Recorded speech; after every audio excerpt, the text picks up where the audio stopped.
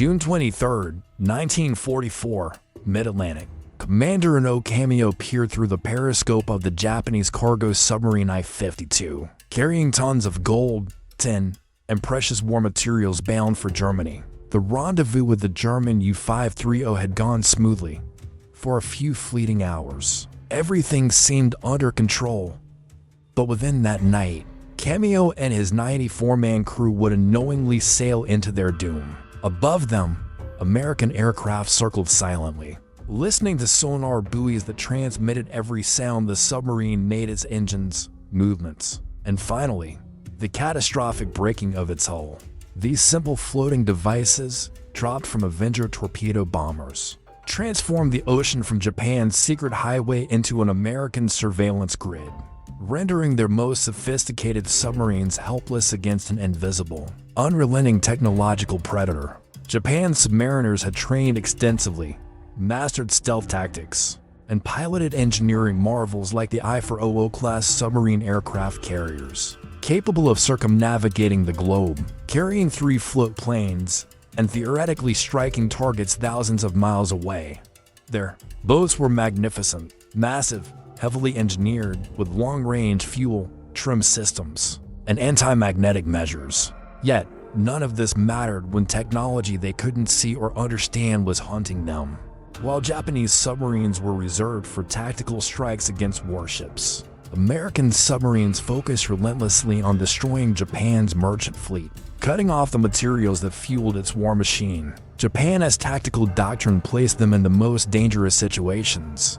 First, against advanced anti-submarine systems deployed by highly industrialized America. The sonar buoy, deceptively simple floating sonar transmitters, dropped in patterns and color-coded grids, turned every dive into a potential death sentence. Aircraft could track submarines underwater, relay propeller sounds to acoustic homing torpedoes, and orchestrate attacks with surgical precision.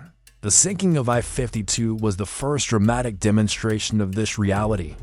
Commander Taylor's Avenger bomber tracked the massive submarine, dropped flares, and deployed a purple sonobuoy. Radio operators instantly heard the propeller sounds, guiding the Mark 24 acoustic torpedo directly to its target.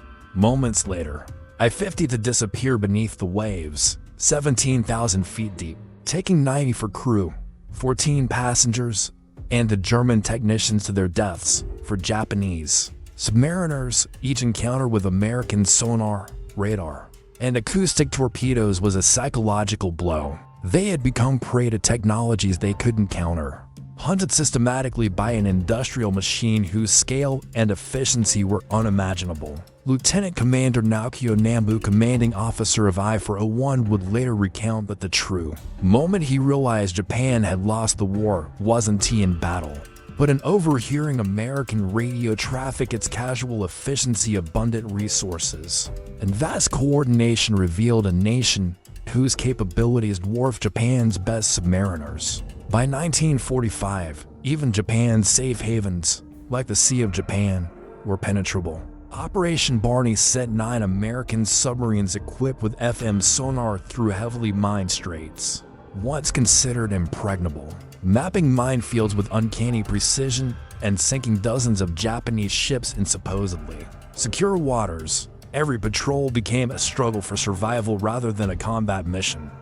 The technological gap extended beyond sonar, radar, ultra-intelligence, fire control computers, and acoustic torpedoes gave American submarines the ability to detect, track, and strike Japanese vessels before they even realized danger existed. Japanese crews had skill, training, and courage, but these attributes were irrelevant against the relentless, invisible advantages of American technology and industry. Japanese submarine construction was impressive: giant vessels, floating air bases, but industrially, Japan could not match the United States.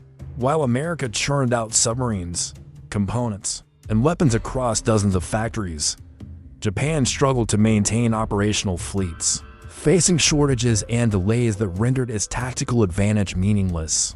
The human cost was catastrophic. Japan lost 130 submarines, over 10,000 crew members dead, and the survivors understood their service had become a death sentence. Even the most sophisticated submarines, like I-400 and I-401, surrendered without firing a shot.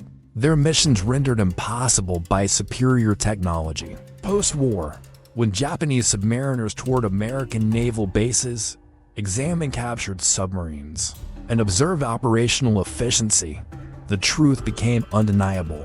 America's technological and industrial supremacy had dictated the outcome.